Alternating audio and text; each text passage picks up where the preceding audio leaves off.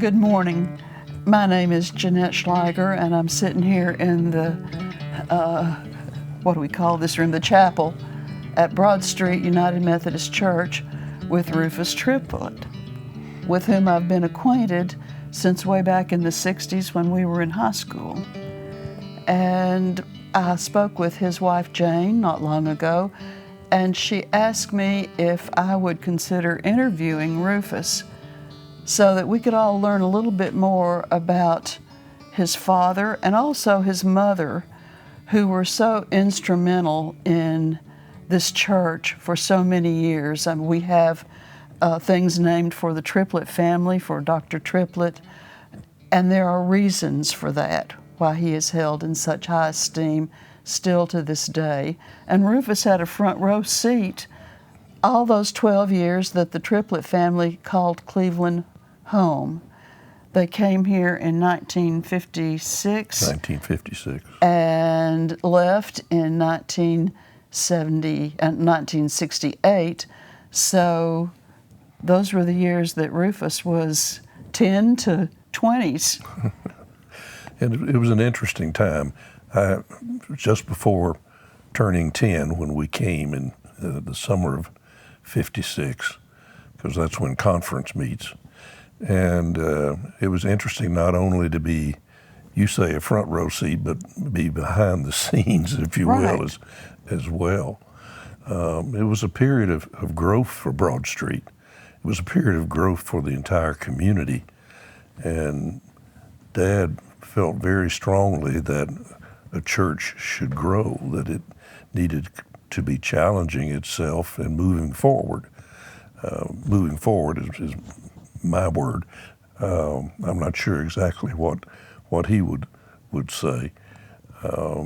He did honestly believe that he was a pastor to more than to just Broad Street. If a Broad Street member called and said, I have a friend who's in the hospital, was a member of another church, Dad would gladly go and visit that person or even go to their home if they were homebound. So in a way, he felt like he was a minister to the whole community, but specifically to Broad Street. Oh, I think everybody felt that way about both of your parents. And he had a particular effect on my husband, who was brought up in a different church, but came here with his best friend, Robert Varnell, and decided at an early age that this was what a church was supposed to be, because his father, your father, made him feel so welcome here that he felt it was his church family. I don't think anybody ever thought of either of your parents as being strictly Methodist. They were community-minded in everything that they did. I know that your mother was involved in a lot of the organizations, the service organizations that women of that generation participated in for the betterment of the community. That was what it was all about. And it was, as Rufus said, a time of great change in Cleveland. We got Bowater and then Olin, and then there was a whole waterfall of companies that moved here, and it was a changing time for sure. And your father did so much with that. Tell us a little bit about growing up in the household with your parents. Well, being in a minister's child, theological happening, if you will, it's you kind of feel like you're in a spotlight. You know, if I ever did anything wrong, the word got back home before I did. Right. So it was always kind of like you had to be good and on target, if you will. Right. No misbehaving allowed. No misbehaving allowed, no. No. My brother's 8 years older than me, and he was kind of the opposite. He was the rebellious one of the two of us. Well, I've always thought that was the responsibility of the oldest. My oldest sister was rebellious, and maybe that's we were fortunate not to be that. So, well. But, you know, Dad was a builder, if you will. Before my time, they were at Tullahoma, and that church did a complete remodel of their sanctuary and also built their first education building. Mm-hmm. Same thing in Murfreesboro. We were there 8 years, so that's most of the time I can remember. They built a new education building. At that time, it was a new education building. And then the bishop moved us here. Okay, he got that started and moved on, and he did basically the same thing here, didn't he? Right, he did. And this church must have grown tremendously during that period of time. It was a period of growth, and I think the young men of the church, and I'm thinking of Skeet Reimer and Sammy Sullivan and John Jaggers and there others, I'm sure I'm missing the names, so forgive me. But they all felt that they could accomplish something under Dad's leadership. And so they all got in and looked at becoming involved and involving others. And, you know, sometimes these things take a while, but it happened. Right, it did. It obviously did. And I think that there are some preachers who are particularly good at this or this or this. Your dad seemed to be so talented in just about every way. I can't think of an area of being a minister in which he didn't excel. But we have had preachers who are businessmen and those who are not businessmen, those who are shepherds but not necessarily speakers, and your dad was all of those things. But he always seemed to have the focus of the church, growing the church within the community structure.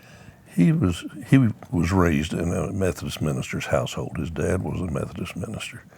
I never knew my grandfather. He died when my dad was 18.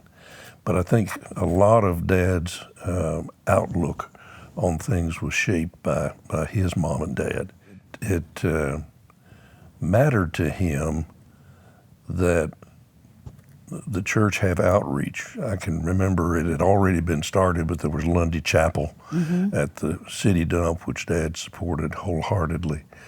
Johnston Woods had just been given a few years earlier while Dr. Lundy was the pastor here. And but Dad talked with the committee about maybe we should have a lake. We need running water, so they drilled a well, and so helped enhance Johnston Woods become more than it was at that time. And that same spirit, you know, goes today. In the interim, there's been the building of the Hurt Lodge and Woodland Center and the pavilion and lots of things that have happened out there. Oh, yes. I do remember my twin Julia and I were in the Girl Scout troop that Susan Fitch sponsored, which met here in the cold, clammy basement. Well, the Boy Scouts did as well. I'm sure they did. But she took us out to Johnston Woods, and we learned how to lash tables and chairs together and build fires and that sort of thing. And it was, you know, there were not lots and lots of Girl Scout troops. And I know that Broad Street's always been well known for Troop 10 and the Boy Scouts, but there was a very active Girl Scout group here as well. And Johnston Woods was part of that. They always had, at least once a month, a Sunday evening potluck supper out there. Everybody would bring something and spread it. People would do horseshoes and whatever. And I know MYF, many times we'd go out there and do folk dancing. Okay. Square dancing.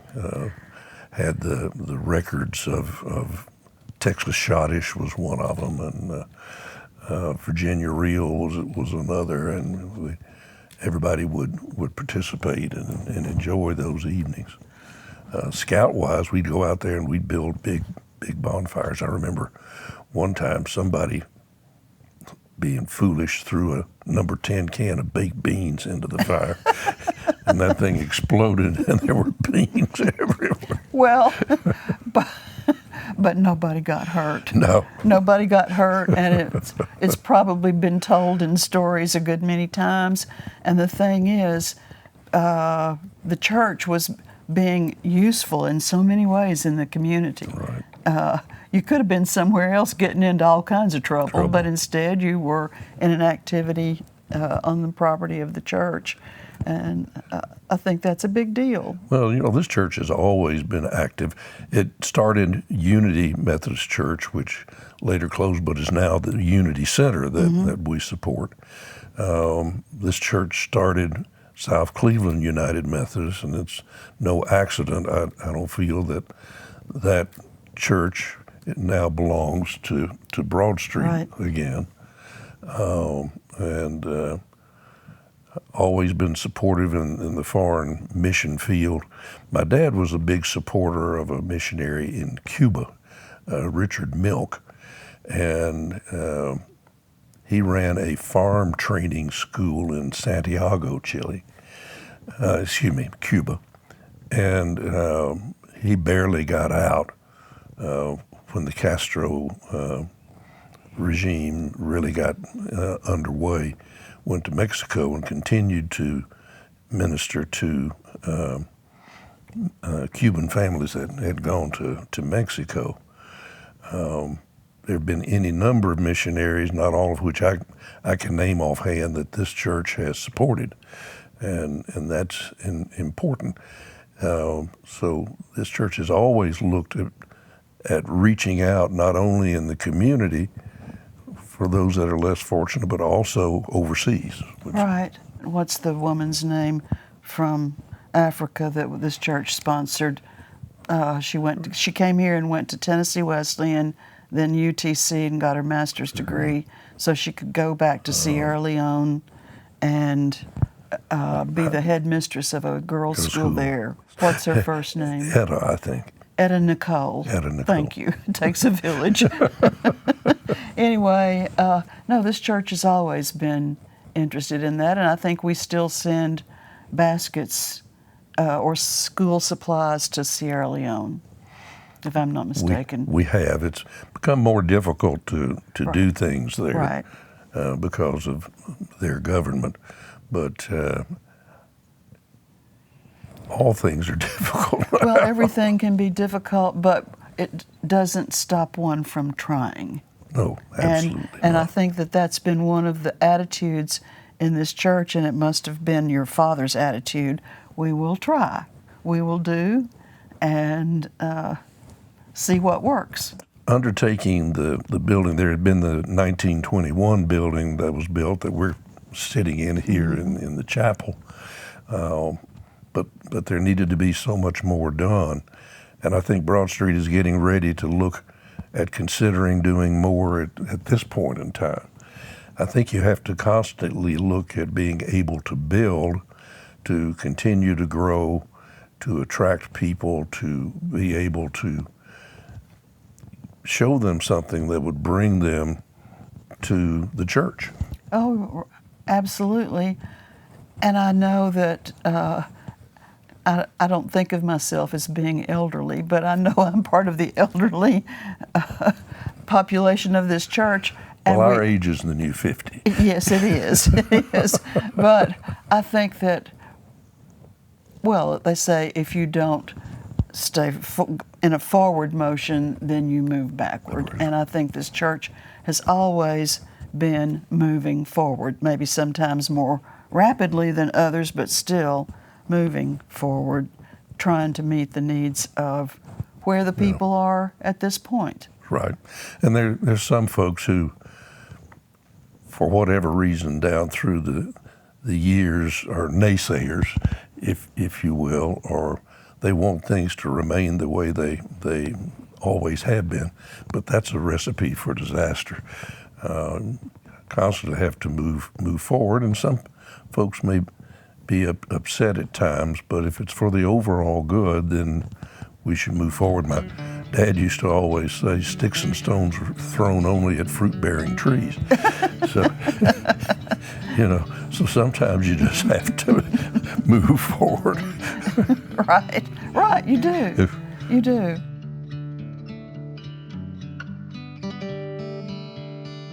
I look around in this room, this chapel, and I look on the altar and I see these things, and I know that your dad was very encouraging of people to make small or large donations to the church to improve the quality of the building, the facilities, and you must have surely have been with him sometimes when he talked to people and maybe solicited help. I don't know how all that worked.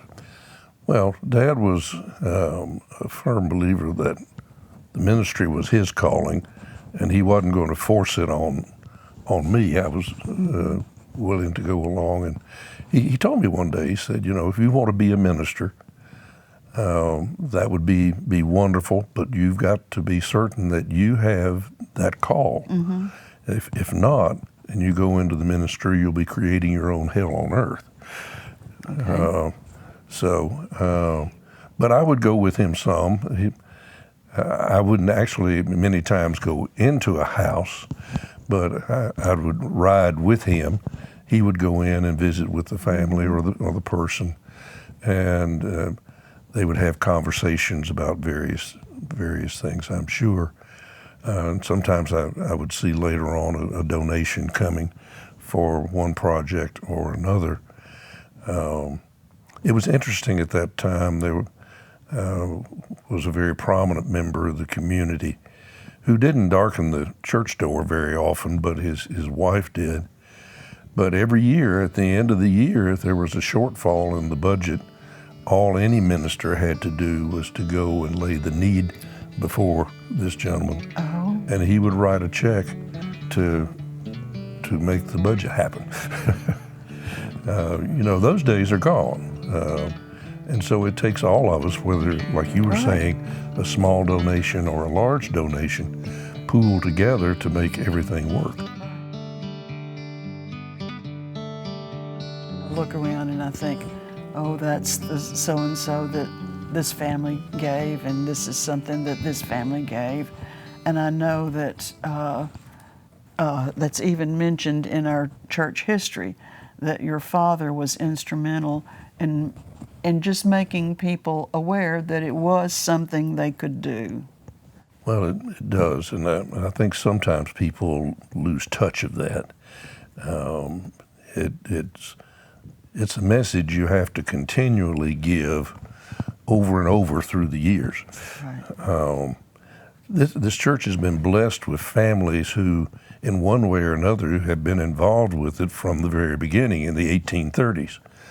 And I sometimes consider the sanctuary, since so many of those families, so many individuals have been there, that it's kind of, in a modern vernacular, the mothership. Well, that's a good term for it. I can remember you probably had Miss Eugenia Rogers for American History in high school too, and she was a wonderful storyteller. And one of the stories that I remember was about her grandfather, who built the chancel rail, the one behind the pulpit and the one in front of the altar rail. And she was so proud to have a family involved in the origins of this building.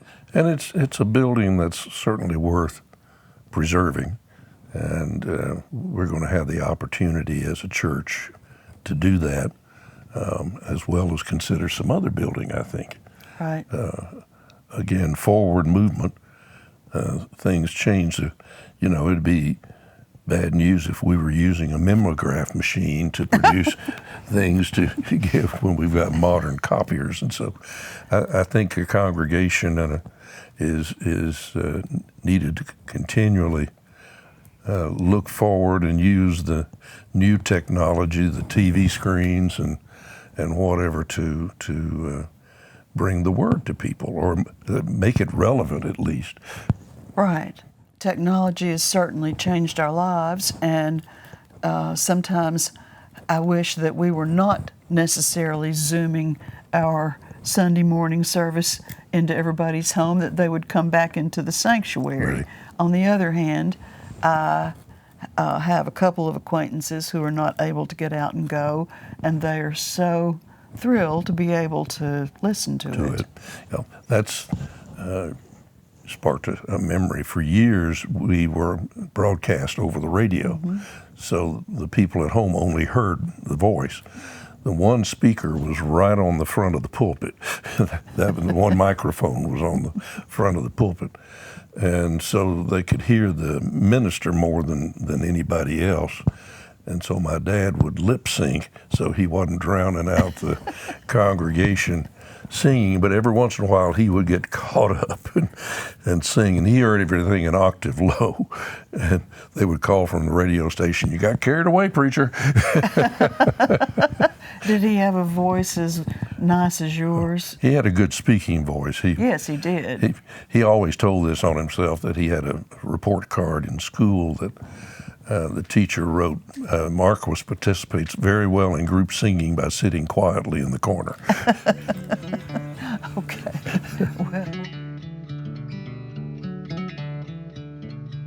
the history moves on. History is created every single day.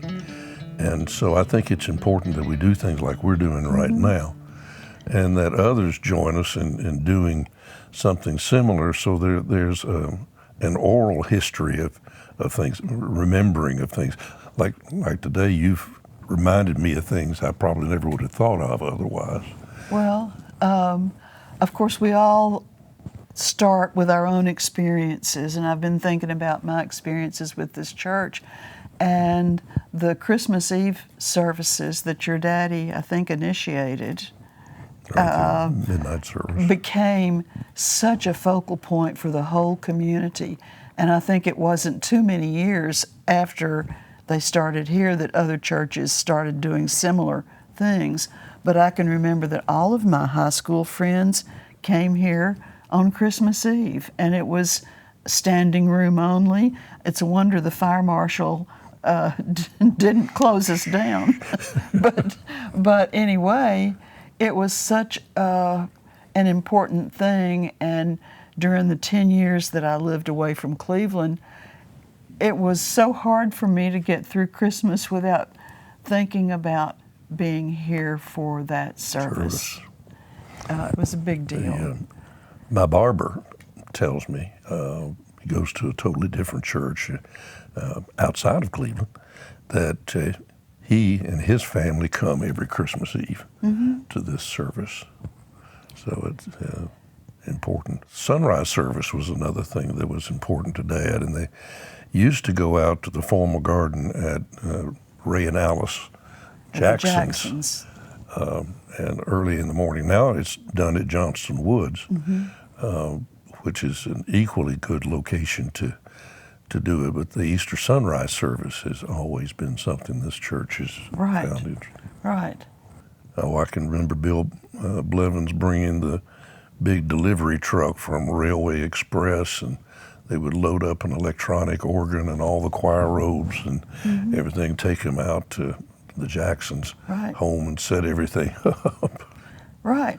And it takes a lot of organization to do things like that, but it seems as though this church has been very fortunate to have skilled people that when there is a need, then we seem to be able to fill it. Right. Where Triplett Hall is and that whole building, Fike Funeral Home occupied that corner. I remember that. And it became available because they were building out in front of the hospital. And Dad urged the congregation to buy it, and supposedly the story goes, somebody asked a lady in the church what she thought, and said, "Well, if Brother Triplett thinks we need a funeral home, I think we ought to buy it." Well, okay. Birth to death, Yeah. full service. But, you have to look around. It's like the parking lots we have now.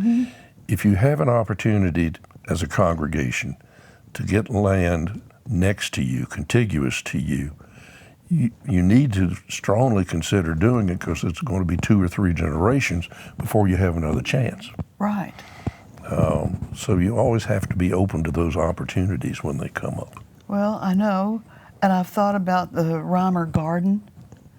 Did that happen? That was part of that That was building project. part of that building project, and it's morphed 2 or 3 times to be completely enclosed, and now has the columbarium that I think is important to lots of people. And so it's nice that we're able to adjust as we go. Absolutely. And that your dad was part of that attitude of what next? Right. I think he would mirror one of the hymns, "Forward through the ages moves the Church of God." It doesn't sit still, it Doesn't moves. sit still. Right. We're not trying to just name names, but I know that there was an army practically of women who cooked and did and were very active in maintaining the church. And I think about, was Horace here when you were here? Horace Henniger, we were speaking about him. His wife Agnes was our maid and kind of my nanny, if you will, because Mother was out doing church work or community work so much of the time. But she was very interesting in that she went on to work at Magic Chef and became a supervisor of one of the assembly lines over the period of time, and that was, of course, under the leadership of Skeet Reimer. And Horace was an institution. He was truly a gentle giant. He knew every inch of this building. I don't know if he tutored Lionel or not, but maybe so. But he was equally as important as Lionel is to us today, in that he was always here. He was always here early. He always was the last one to leave. That things were locked up, and he was a strong family man in his own right. He and Agnes had a number of children.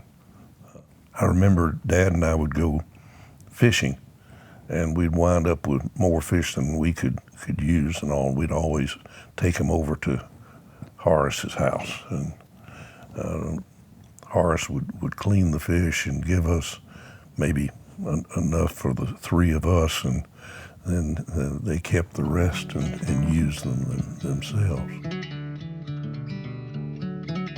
It's still up there. I don't think we can really access it today. When they did the remodeling and redid the stairway going up, it blocked that little stairwell that went on up to the next floor.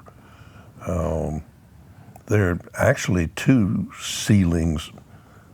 There's a ceiling above the sanctuary, then there's a space, and then the roof is above that. You can actually walk all over the sanctuary up above it. That's kind of scary in a way, isn't it? No, the building is amazing, and I think it's a grand thing that it's been well cared for through the years. It's interesting in reading the church history and also in some research that I did at the library, trying to see if we could find who the architect was and or the builder. And some names came out of the local newspapers, but not enough to be able to trace back to Right. Who actually drew the plans, which unfortunately have gone by the wayside through the years. Well, they probably fell to dust somewhere. Most likely. You know, we never used the doors going out to Broad Street very often. And those were the only doors, as far as I know, when the building was initially built, to come into the sanctuary for service. So you didn't dare be late because everybody would see you coming. Well, I wondered about that. I was looking through the history book myself this week and saw several pictures of the church taken as though it were across catty-cornered on the Episcopal lot. And I don't know when the entrance there on Central Avenue was built. It was, well, I'm a little uncertain too. In looking at the old pictures, you see that you can come out double doors where the platform is with the steps going down either side. Where that was a set of steps that came straight down from the door to the street. I think I've seen a photograph with people standing on those steps. And so I'm not certain when that was built, if it was part of the 1893 building or was part of an addition when the 1921 building. Well, I've wondered about that too. I remember we were talking about the Christmas Eve service when Krill Higgins had the brass band out here on the steps. Mm-hmm. You must have been part of that. That was a great thing too. Yeah. And we had our own church band. There's a picture of us in the narthex. Mm-hmm. Bill Johnson and Bob Johnson were playing tuba, and I was on trombone, and any number of other folks from that time. Well, there was a place and a form of service for everybody, wasn't there? There was, and still is. Yes, that is true for sure. We're fortunate to have a good history archive. Yes, we are. And, well, Lona Duncan was the impetus for that in the 70s, and I'm sure that there were other people who had started it. And but it is a great, it's a treasure trove actually, and people don't take much time to go look at it. It's interesting. Well, I think that's why part of the reason we moved the cabinets out into the entrance from the porte-cochere, so that people can see bits and pieces of that history. Right. And the idea, I believe, is that those cases will be changed out from time to time, so other pieces of the collection can be seen. Right. Your mother really was such an active person. You were talking about you had to have a nanny or somebody at home because she was so active in the community too. And I've thought about what a wonderful partnership your parents had in their marriage. Well, they definitely did. Each one complemented the other. Mother was involved not only in the Women's Society here at Broad Street, but also at the conference level. She taught Sunday school in a number of different Sunday school classes. Were recipients of her willingness to do that. Her parents were Sunday school teachers, so she came by it naturally. She came by it. Well, I understand that. I remember that she was also active in the Women's Club and this and that and the other. And the community concert series. Right. I think your mother and my daddy sold tickets for that. Right. Well, your dad and my dad were in Kiwanis together. Right. And Dad was president of Kiwanis here 1 year. And when they moved to Johnson City, he became the president of the Kiwanis Club up there and also of the Salvation Army. Okay. Yeah. Well.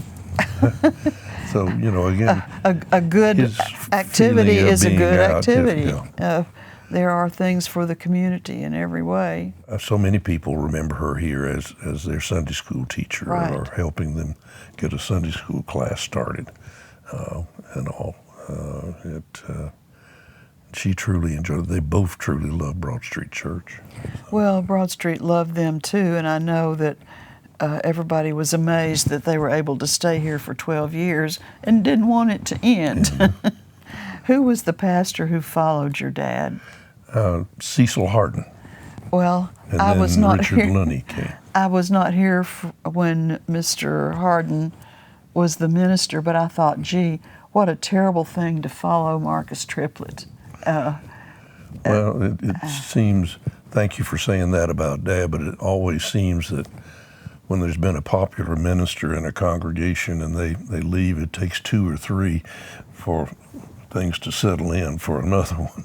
Well, I'm sure it does. I'm sure it does. And I'm sure that's true, not just in churches, but I remember when Krill Higgins left the being band director at Bradley. You never got to be in the band when he was the No. director, and it took several years before we got over that. Yeah. That's the way that was. Time marches on. People change, and personality changes, but that's a healthy thing. Oh, of course it is. It's just like we don't all want to be the same, do we? And I have appreciated so much our former pastor, Micah, who did such a great series of sermons on strength and diversity that helped us get through the crisis in the Methodist Church. And I'm so happy that there were no winners or losers for us in that upheaval. Well, there are always naysayers. Somebody's going to be unhappy. Right. Just the nature of things. Sparked a memory. Dad always followed the liturgical calendar like we're doing currently. Mm-hmm. He wasn't big on sermon series. But one of the reasons for that was that if something came up like the Cuban Missile Crisis or the assassination of President Kennedy, he could look at changing what he would have normally preached on to do a sermon that took those events into account. Which you have to do. Yeah. I mean, you can't avoid those things. You can't ignore them. Big things. I'm sure it's the same with you as it is with me and everybody else. We all know where we were when Kennedy was shot, and we all remember when Dr. King was shot. We know those upheavals, and there will be upheavals throughout time. And you can't ignore those things. No, but Dad sought to be timely. I can't tell you how many different magazines, looking at that era that we took in papers, just to see the viewpoint from all sides. Yes. My father was that way. We took 3 newspapers, and sometimes we took a 4th one because his sister was the society editor of one of the Knoxville newspapers. So we had that one sometimes, but we always had 3 newspapers and 2 or 3 weekly news magazines and all that to try to find the truth in the middle wherever it is. Yes. Yeah, you have to be relevant. And your dad was preaching here, being the minister here, during such a time of change in our country. I mean, if you think of the difference from 56 to 68, that's huge. Had all kinds of social and political conflicts going on. Well, they were hard for not only Broad Street congregation, but for the whole community. Right. So we had to adjust to a different way. Again, it's another way of moving forward. It is. Tell me about living on Centenary Avenue. Well, that was certainly interesting. We had a lot of church members on Centenary, so again, you couldn't get too rambunctious. I know. There's Miss Ella McNabb and Blanche Margaret were 2 doors Yes. down, and so a lot of times they would be out and seeing what we were up to. I'm sure they were. I'm sure there were a lot of kids in the neighborhood at that time. The John and Jim Smalling, the children of James Smalling, who was pastor at First Methodist Church at that time, they lived right next door. It was interesting having the 2 parsonages right next to each other. Judy and Joe Hardwick were at the end of the street, and my wife Jane was very young. She was the baby of the family. She was the baby. Laura Sullivan, her dad was the coach, passed away. Right. Was at the upper end of the street. Well, the Callaways were there. Callaways were across the street, good, strong Episcopalians. Yes. Mrs. Tipton, who taught at Bradley, was across the street. Prior Newman was across the street. It was Larry Jones, close to you Larry in and age. Tommy Jones. Tommy was closer to me. Yeah. They were not on Centenary, but John Simmons was close by. Oh, yes. He was my cousin. I don't know if you knew that. Yeah. Jeff Morlock was close by. Yes. Jeff was also my cousin. And I'm sure it was the same for you. We walked to and from school lots of times. Oh, absolutely. And particularly when at Arnold. Right. But even at Bradley, we would walk home nearly every day. And there would be droves of kids coming into the neighborhood, and everybody got along pretty well. It was a very blessed time to grow up in many ways. I mean, we came of age with the beginnings of the Vietnam War, which certainly changed us and our way of seeing everything. But it was happy days in many ways. In many ways. Yeah, it was. The Vietnam era was difficult on so many of us and everybody around us. Of course. There were some people who were very supportive of the military and joined. There were others who just were reluctant to get involved at all. Right. It's not on point to us talking about Broad Street or Cleveland, but I had a college roommate who actually moved to Canada to keep from so that he would not be drafted. Right.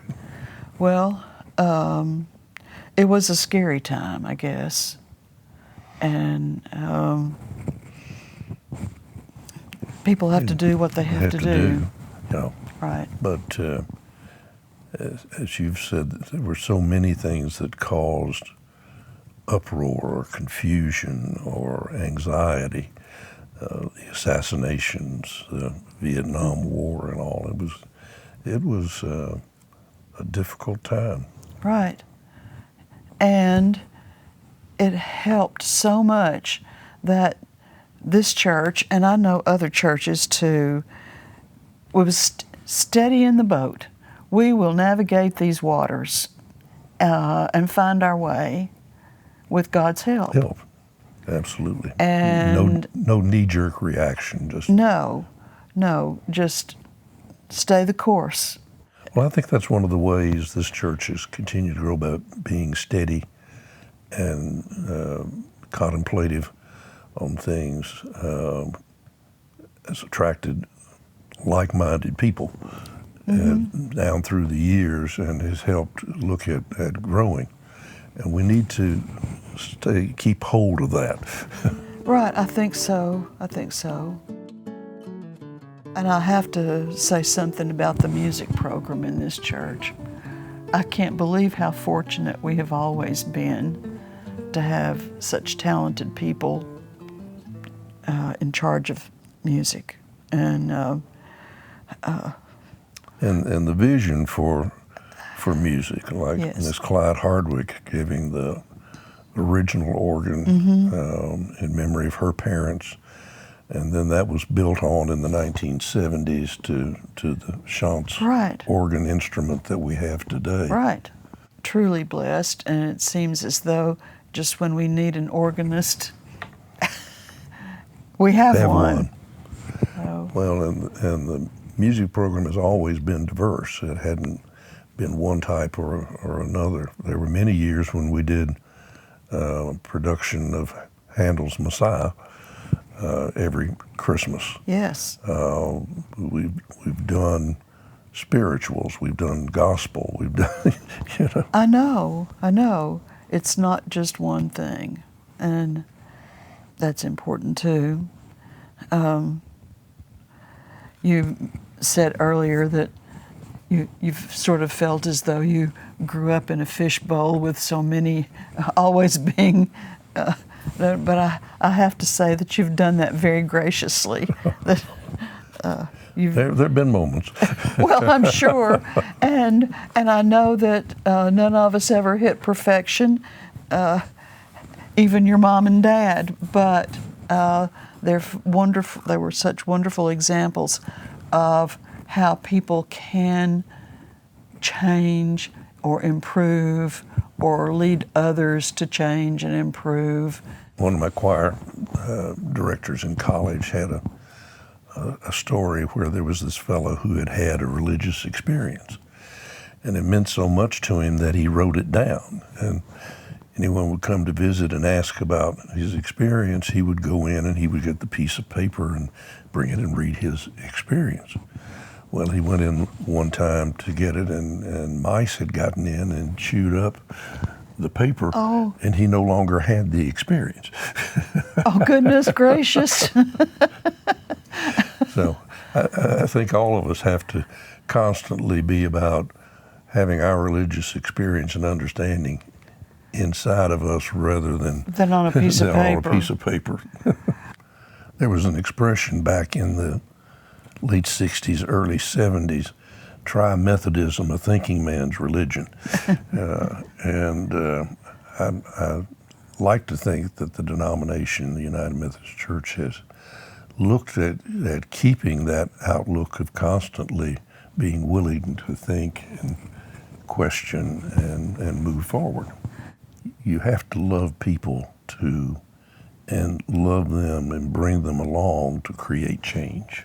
Yes, you do. You can't force change on someone. No, and if you try to force it, then you're going to see somebody bow his back and say, whoa. One of my dad's favorite stories was about the preacher that got up one Sunday morning and all the deacons were on the front row, and he got wound up and said, anybody who drinks strong liquor is going to hell. Amen, preacher, amen. Anybody who fools with loose women is going to hell. Amen, preacher, amen. Anybody who smokes tobacco is going to hell. Silence. So he winds up again. Anybody who smokes tobacco is going to hell. Silence. And one deacon punched the other one and said, he's done quit preaching and gone to meddling. Yes. I also believe that the Lord intended us to laugh some, don't you? I think laughter is one of the best gifts He's given us. Dad always said one of the questions the circuit riders would ask as they were going through countryside, and maybe they would see a farmer or somebody out in the field as they were passing by. One of the questions they would always ask is, are you enjoying your religion? And I think that's pretty important. That is really important, and I've never heard that question. That's a great thing to remember. So I think each of us needs to constantly be working on how we can enjoy our religion. Enjoy it. Yes. Well, I enjoy the time I spend in this church, absolutely. I do. We just need more people to join us. Yes, we do. I really long for the days when the ushers would have to bring chairs out and put them in the aisles. And I think, well, maybe that time will return. I think it will, but I think it's good that we've got the diversity, that the different forms of service Right. meet a need. There's the contemporary service. Well, we've got three services. You've got Living Waters, you've got the contemporary service, and you've got the traditional in the sanctuary. Right. And if you add all those numbers up, we've got pretty strong attendance. Right. We do. It just seems that we lose sight of that sometimes because we're in a different room. Right. But we're still worshiping the same God, and He is still reaching out to us. Absolutely.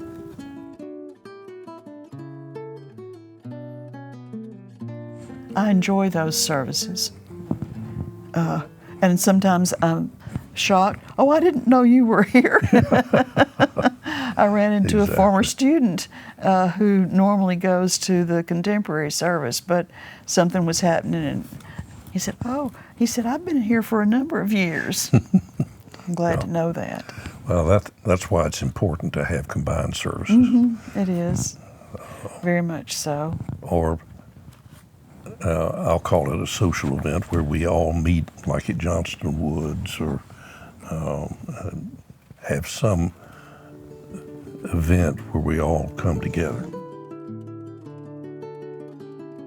One thing I've wondered about, Rufus, is that your daddy had such a view of everything, of all the churches he served. Of course, we're concerned mostly with this church, but did he keep any kind of memoirs or reflect on his experiences as a minister very much? To be honest with you, no. And I'm not really sure exactly why that is. I think he was looking at being involved in the here and now, and although he realized that his life was an accumulation of experiences and events and all, he never sat down to write anything. Now, I think he might have considered doing that when he would have reached retirement, but he passed away before that. He did tape every sermon, the service, and somehow those got away from us. I don't know what I would do with the stacks of those tapes now, but that would have been the closest thing. Right. Would have been his library of the tapes of the various sermons. After he died, I'm sure your mother was devastated, as women are. Did she, I know that she had a good number of years following his death and lived in Chattanooga and was at Centenary, and how they treasured her there, because I have some friends who were in church there and knew her so well. Anyway, I'm sure she had a lot of memories too. Did she ever do scrapbooks or anything? She did, but no. I think the itinerant ministry, you're always moving, so you limit what you've got to carry from one place to another. And Mother was interesting. I mean, she came back and worked for Lee Walls and at the Banner after Dad passed away, and then she went to Merchants Bank in customer outreach cultivation. And then, because I was living in Chattanooga, had been there a number of years, she decided she would come to Chattanooga and went into church membership work for First Centenary. And she got, of course, to know a number of people there and all. And then she was there and retired. I know that many times in the nursing home, she would share with younger ladies who were going to be marrying ministers about what it was like to be a minister's wife. But as far as putting it down on paper, neither one of them did that. I think anybody who's ever spent any time at all in this church knows about your parents, but maybe we've been able to fill out a little bit of the personalities that were involved and the graciousness with which they lived. I mean, they were the model of grace in many ways. Well, thank you for saying that. I'm sure that we all feel sometimes that it's difficult to live up to the examples of our parents. And for you, that I can only imagine that, but you do it justice. You do it very beautifully. Well, thank you. I've always taken the approach that it's my responsibility to live as as strong a layman, as strong a Christian person as I can be, and that's the most I can do to carry on their legacy. Well, and I think you do that admirably well, and I think your dad would be pleased to know that that's the way you have approached your life. Well, maybe we'll continue this. Yes. Okay. Thank you for letting us do this. The History Committee is working on keeping things interesting around here. Okay. I hope we can contribute. I'm glad we can been part of it. Yes.